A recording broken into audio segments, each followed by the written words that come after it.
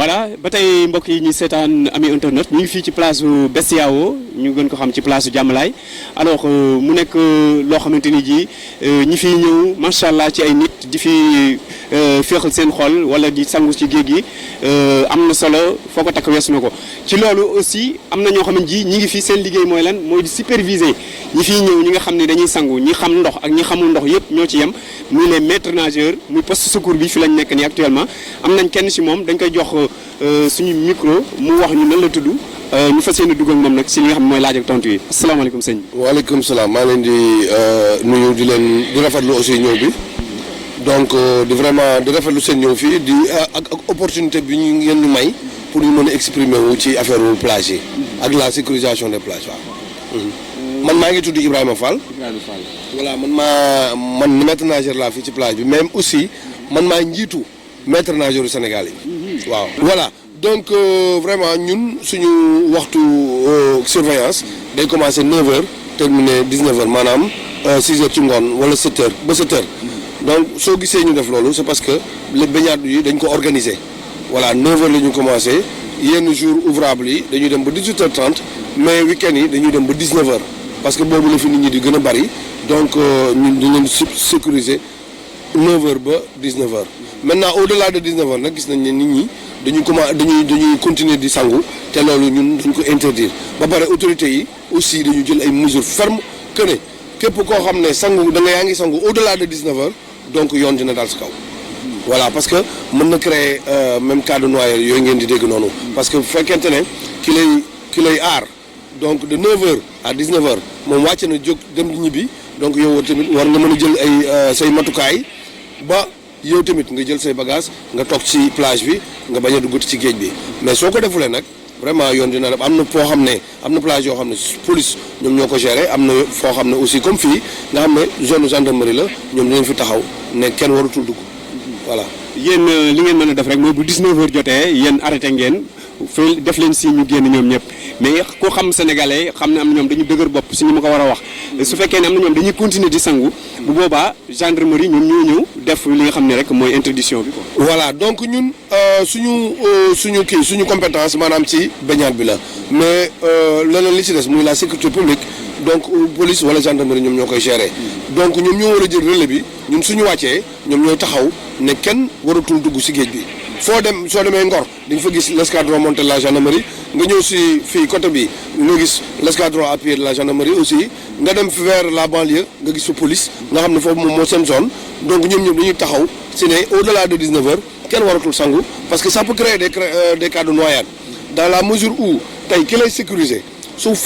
wàccee donc waratoo mën a dugg si géej bi di sangu parce que dafa am plage lu ñu woowee recommandation ak ay interdiction maanaam lu ñuy digle ak lu ñuy tere donc li ñuy digle dañuy bëgg nit ñi di ko appliquer lu ñuy tere aussi ñu xam ne lii dañ ko tere nit ñi di ko bañ a def sinon parce que loolu daf ñuy dimbali bu baax si ñun ñi nga xam ne ñun ñoo leen di aar voilà. ci loolu Ibrahima bëggoon nañu xam yéen ñan ñoo leen coiffé est-ce que commune bi moo leen délégué ou bien da ngeen a am benn sécurité indépendante boo xamante ni. waaw xam nga ñun mairie de Dakar la ñu dépendre benn bureau bu ñu woowee DDU nga xam ne ñoom ñoo yore la sécurisation des plages au niveau de Dakar voilà parce que foofu la ñu dépendre parce que plage yi compétence transférée la état bi moom moo ko jëloon ay jamono jox ko mairie yi parce que moment boobu tamit gisoon na ne nit ñi dañuy fréquenter les plages mu ne gestion des plages donc dañ koy jox mairie yi ba léegi ba fi ñuy waxee ni mairie yi ñoom ñoo yore la gestion des plages ak ñi nga xam ne ñooy personnel bi nga xam ne ñoom ñoo nekk ci intervenir ci plage yi waaw. ci loolu mën nañu xam yéen maanaam dañ leen a embauché wala ay contractuel ngeen wala temporairement ngeen liggéey. ok voilà suñu biir am na su ñoo xam ne donc c'est des contractuels mais am na su ñoo xam ne aussi ay permanent lañ année bi yëpp ñoom ñu ngi ci plage yi donc mais aussi permanent contractuels yi ñoo ci ëpp. voilà parce que dañuy commencer 1er juin ba 31 décembre après ñu delluwaat ci kër yi ba année prochaine donc mais am na ay permanent quand même permanent yi kay xanaa moo bëritul rek mais am na plage bu nekk si Dakar am nga ay permanents yoo xam ne toute l'année ñoom dañuy sécuriser les gens ñi nga xam ne ñoom ñooy ñëw ci plage voilà. man loolu doon naa ko gis fële nga xam ne mooy centre ville lu ci mel ni Anse Bernard wala nga dem Petit des Enfants di nga fa gis ñoo xam ne ji même pratiquement toute l'année dañuy ñëw di veiller si li nga xam ne ñoo fay sangu quoi est-ce que yéen tamit fii mooy nga xam ne mooy place Diamalaye en dehors BCEAO voilà est-ce que en dehors des grandes vacances di ngeen continuer di superviser. waaw fii am na y a des permanents ici am na ay permanents donc yoo xam ne ñun dañ fi nekk toute l'année comme li xew Anse comme plage des enfants noonu foofu yëpp ak Ngor yooyu yëpp am na ay kii ay nit ñoo xam ne ñoom dañ fa nekk en permanence toute l'année mais ñun kay li ñuy déplorer dëgg mooy plage yi nga xam ne plage yoo xam ne sécuriser ñu ko amul benn surveillance loolu moom la ñuy déplorer en tant que association des maîtres nageurs bi nga xam ne maa ko jiite parce que vraiment loolu moom moo créé cas de noyade yi ngeen di dégg suñu defoon comme li la ville de Dakar def mooy ñu jël seen matukaay ne 26 plages yi dinañ fa envoyer suñu nit ñu sécuriser ko te ñu teg fa un dispositif de sécurité boo xam ne ñoom ñooy aar ñi nga xam ne ñoom ñooy sangu donc su ko yeneen commune d'arrondissement yi nga xam ne surtout au niveau de la banlieue nga xam ne foofu sax du zone ville de Dakar foofu banlieue bi la déjà la mairie de Guédiawaye surtout nga xam ne maire indépendant la léegi moment boobu bu ñu ko defee je pense que kenn dootul déggati cas de noyade mais li ñu enregistré comme cas de noyade si au niveau de la banlieue vraiment cette année ci jéggi na doyoo te loolu suñ ko bàyyee autorités yi suñ ko seetaan dafay continuer voilà donc ñu ngi ñaan autorités yi ñu gën a jëlaat ay mesures si plage yooyu nga xam te ne plage la yoo xam ne ñoom dañ koy woowee les plages interdites à la baignade donc te amul sax surveillance voilà mais aussi dañ fa war a teg surveillance parce que tant que nit ki mu ngi dem ci plage tant que nit ki mu ngi wàcc ci plage bi donc je pense que li ci des mooy ñu accompagner ko ak surveillance suñ ko defulee nit ki dina wàcc ci plage bi dugg ci géej bi lab te kenn du ko mën a jël voilà donc ñun daal vraiment cri du cœur boobu la ñuy lancer autorités yi pour que vraiment année yii di ñëw aussi xam année bi presque école mu ngi tijji donc nga xam ne nit ñi ñu waaj a dellu ci école dellu ci classe yi voilà plage yi day vide voilà day vraiment day déserte samedi rek la ñuy jot la ñuy am tuuti nit nga xam ne comme mu ngi tàng ba léegi xam naa le week-end rek la ñuy surveiller métti bi voilà mais yeneen jours yi aussi nit ñi dañuy dem classe boo xam naa ne année prochaine aussi autorités yi dinañ gën a jël seen matukaay concernant la sécurisation des plages. ci loolu mën nañu xam yow fi ngeen xam ni fi ngeen basé wu muy place BCEAO ñaati cas de noyade yoo xamante ni ji moom ngeen fi am ci année bi. waaw enregistré nañ cas de noyade yu bëri voilà donc chaque jour presque ñu def ay intervention parce que bon nekk nañ ci plage boo xam ne c'est la grande côte bon dafa am ay danger gis ngeen balisé la ngeen di gis ne la dañu délimiter les zones de baignade mais malheureusement les gens ne respectent pas ces consignes de sécurité là mooy fi ñu leen yemale maanaam duñ fa yem voilà c'est comme sur la route da ngay gis foo xam ne dañu fay teg sens interdit nga di gis nit ki jaar fa voilà donc yooyu mooy am fii dañuy teg suñu balise après nga gis délimiter suñu zone de baignade nga gis koo xam ne da koy dépassé te su ko dépassé déjà mu ngi si zone dangereuse bi. léegi nag gis na le xam nga zone de balise mi ngi nii. voilà mais il y a des gens comme nous les Lébou. voilà ñoom bon dañuy féew fu leen neex. voilà te du leen ci mën dara mais bu fekkee ay nit ndox lañu aussi du ngeen leen mën a arrêté quoi. voilà donc ñooñu sax léegi suñu mbokk Lébou yooyu nga xam ne ñoom dañuy dépassé parfois les limites di wan nit ñi ne ñoom mën nañu fay ñoom ñooy gën a créer les cas de noyade. parce que moment boobu dina am ñu leen topp te ñooñu du ñu xam ne capacité de nage bi ñu am noonu ak kii bu ñu am ak xam-xam bu ñu am ci géej donc ñeneen ñi amuñu ko loolu mooy créer les cas de noyade des fois. voilà donc loolu lu ñu déplorer la te kuñ ci gis nga koy def tamit dañ la jàpp jébbal la yoon parce que loolu tamit lu dangereux la loo xam ne ça peut créer des cas de noyade fii nii amaguñ fii quand même. yàlla sant nañu yàlla bu baax surveiller nañ ko ba amuñu cas de noyade mort waaye nag bu doon cas de noyade moom chaque jour ñu dem daw génne ji nit ki ñëw teg ko waaw. mais ñu yàlla def na daal ñi si jot a génne yëpp sain et sauf lañu. waaw sain et sauf parce que bon en fait fii dispositif bi ñu mettre en place dafa am doole. presque bokk na si poste yi gën a mag si Ndakaaru parce que ñun aussi je salue au passage la présence des sapeurs-pompiers aussi ñi nga xam ne ñoom dañuy ñëw chaque année renfort. pour personnel bi donc ñoom dañuy nekk suñu wet aussi ñoom li ñuy liggéey rek ñoom la ñuy def dañuy nekk di def prévention après en cas d'intervention aussi ñu àndandoo defandoo ko ensemble. voilà donc vraiment ñu ngi remercier le général Morsek voilà mooy commandé brigade nationale de sapeurs pompiers voilà c'est liggéey bu rafet bi nga xam te ne dañ ko àndandoo depuis des années di ko defandoo ensemble. ci laaj bi nga xam ne moom la ñuy tëjee rek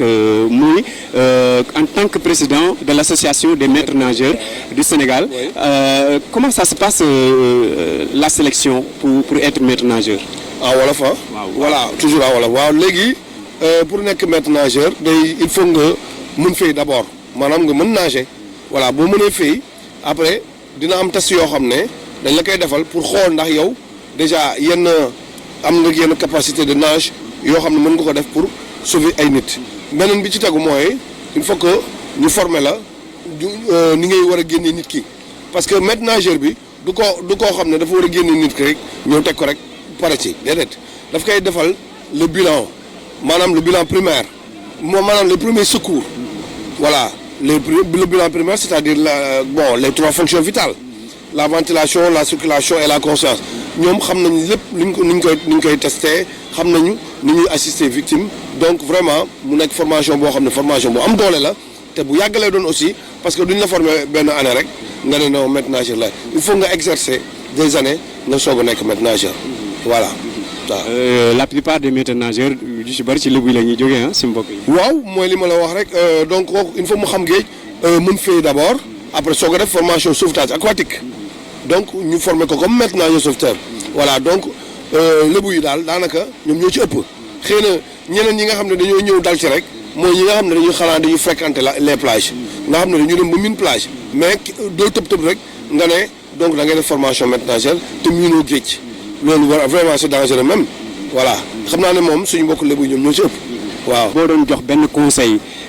ci surtout parents yi nga xam ne ñu si bari seen doom yi dinañ jékki-jékki rek rëcc ñëw géej te duñ ko yëg wala xale yi nga xam ni dañuy ñëw fii jóge ci yeneen régions yi biir Dakar xamuñu ndox. ñu bëgg toppandoo seen moroom yi dëkk Dakar loolu tamit yow ban xalaat ngay jox parents yi surtout. waaw xanaa parents yi ñu leen di jox comme conseil rek mooy ñu gën a veiller waat ci seen doom yi parce que franchement parler ñoom ñu ngi def li ñu mën mais aussi am na parents yoo xam ne vraiment négligence bi dafa feeñ trop quoi ci ñoom parce que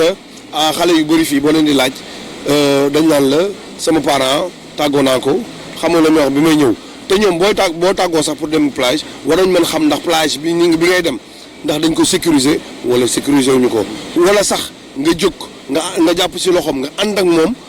ba sax dem ba ci sécurité bi nga ne ko dénk naa la ko wala yooyu loolu sax moo gën a wóor mais sa doom doo leen damay dem plage rek nga ne ko bàyyi naa la acca demal loolu je pense que insécurité totale la parce que xamoo ndax moom fi muy dem plage la boo xam ne dañ ko tere wala terewuñu ko parce que parmi les plages autorisées à la baignade il y a des plages interdites aussi maanaam plage yi ñuy digle am na yoo xam ne si côté bi aussi dañ ko tere donc doo xam ci yooyu yan plage la ci dem donc léegi dafay exposé wu ci ay dangers de noyade moo tax ñu si bëri parents yu bëri dañ leen di woo téléphone ne leen seen doom ñàkk na bakkanam ci géej gi ñoom ñu ne loolu xanaa mënu la nekk te fekk na c'est vrai mën na nekk parce que daf la tàggu nga ne ko demal wala xamoo ndax fi mu nekk am na sécurité wala déet donc loolu lu ñu war a bàyyi xel la et puis parents yi vraiment nu war nañ ci góorgóorlu bu baax ba accompagner seen doom yi surtout ci plage yi parce que plage yi fi nekk am na si yoo xam ne dañ ko digle am na yoo xam ne dañ ko tere donc ñuy dem ci plage yi nga xam ne dañ ko digle ba pare mu am kaaraange voilà mu am kaaraange parce que après boo demee si kaaraange gi nga laaj fan laa war a sangoo ñu ne la fii nga war a sangoo de telle heure la à telle heure bu heure boobu jotee ngeen àndandoo ndànk ngeen ñibbi donc je pense que loolu muy sécurité mais waroo ko bàyyi moom muy dem ci plage boo xam ne yoo xamuloon ndax dañ ko autorisé wala déet voilà. Ibrahima tey soo amoon loo xam ne ji da nga koy yeggee autorités yi wala askan wi te laajuma la ko lan lay doon. waaw li ma yeggee autorités yi d'abord mooy sànq junj naa ko ci biir waxtaan bi mooy en fait ñu revoir ñu requalifier waat encore les plages parce que ñoom dañuy woo am na plage yoo xam dañ leen di woowee plage interdite à la baignade te c'est pas de plage interdite c'est-à-dire que c'est la baignade qui est dangereuse et elle doit être encadrée par des maîtres nageurs sauveteurs ñun am nañu nit ñi ñu diplômé ñoo xam ne tey pare nañu pour léegi suñu woowee sur la table ñu jox leen ay maîtres nageurs ñu sécuriser zone yoo nga xam ne amagul benn maître nageur te ñoom ñu ngi koy woowee des plages interdites une plage interdite kenn waru fa wàcc mais banlieue bi ñoom seen 5 kilomètres de plage xaw ma 7 kilomètres de plage yooyu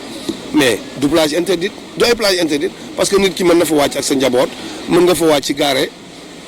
ànd ak sa njaboot nga tranquille mais bu sangu jotee aussi dañ la war a aar